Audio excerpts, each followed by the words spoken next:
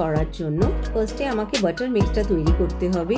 এর মধ্যে 1 cup butter নিয়েছি, ফাইনলি চপড আমি গার্লিক নিয়েছি, ফাইনলি চপড আমি পার্সলি নিয়েছি। বাটারের মধ্যে আমি 1 টেবিলস্পুন গার্লিক নিলাম আর 2 টেবিলস্পুন আমি পার্সলি লিফ নিলাম। নিয়ে ভালো করে ওটাকে মিক্স করতে হবে। এবার এটাকে আমি খুব ভালো করে মিক্স করব। এর মধ্যে আমি আর কিছু দেবো না, যেহেতু এটা সল্টেড বাটার, তো এর মধ্যে আমি আর কিছু মিক্স করছি না। এটাকে খুব ভালো করে মিক্স করতে হবে।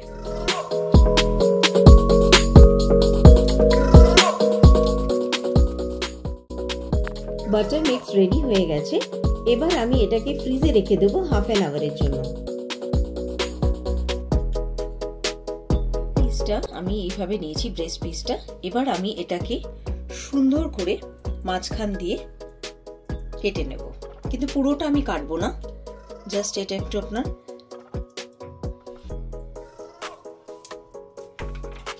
এই শেপে হবে। এবার আমি এর মধ্যে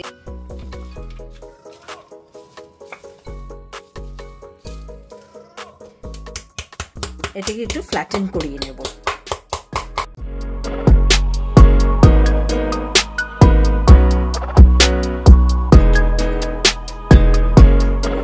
এর মধ্যে যেটা দেব আমি একটু সল্ট দেব, খুব বেশি দেব না, আর দেব ব্ল্যাক পেপার।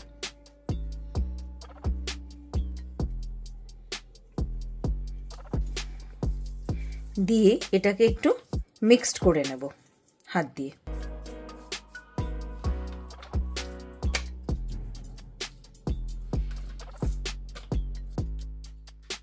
নুন গোলমরিচ মাখিয়ে চিকেনটাকে আমি 5 মিনিটসের জন্য রেখে দেব।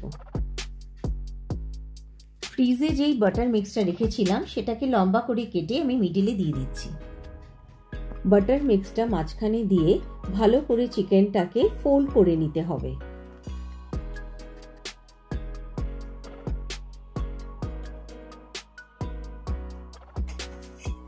একটা ডিম ভালো করে ফাটিয়ে নিয়েছি, এর মধ্যে একটু নুন আর একটু গোলমরিচ আমি দিয়েছি, আর একটু ময়দা নিয়েছি, এর মধ্যে একটু গোলমরিচ আর নুন দিয়েছি, আর ব্রেড ক্রাম্বস নিয়েছি।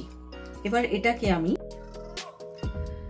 যেই ময়দাটার মধ্যে আমি গোলমরিচ আর নুন দিয়ে মিক্স করে রেখেছি সেটার মধ্যে আমি চিকেনটা দিয়ে একবার কোট করে নেব।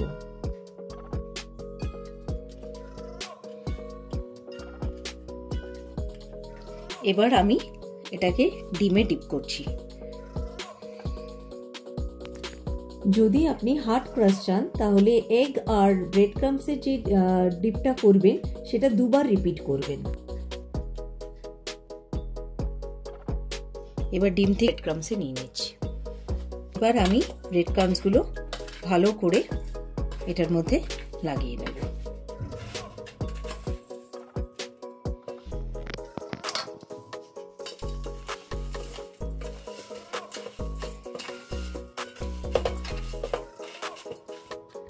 এবার আমি আরেকবার ডিমে এটাকে ডিপ। হার্ড ক্রাস্টের জন্য আমি প্রসেসটা আরেকবার রিপিট করছি। আমি ব্রেড ক্রাম্বসে আবার দিচ্ছি।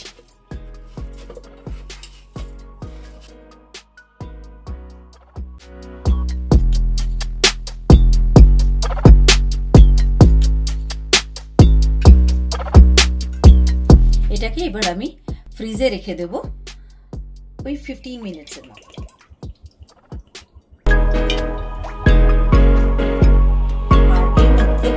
একটুখানি আমি বাটার অ্যাড করে দিচ্ছি।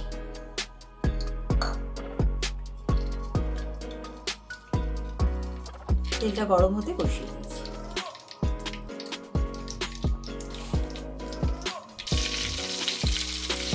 তেলটা গরম হয়ে গেছে। এবার আমি একটা একটা করে এলাকাগুলো দিয়ে দেবো।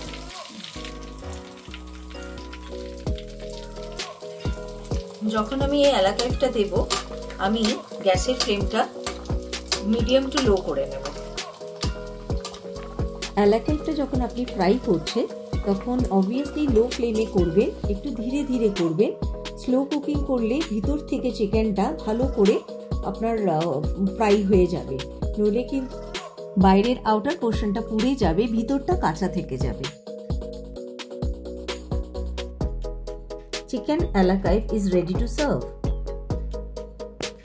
Enjoy chicken a la Kaif with mashed potato and boiled vegetables. Like and subscribe my channel for more videos.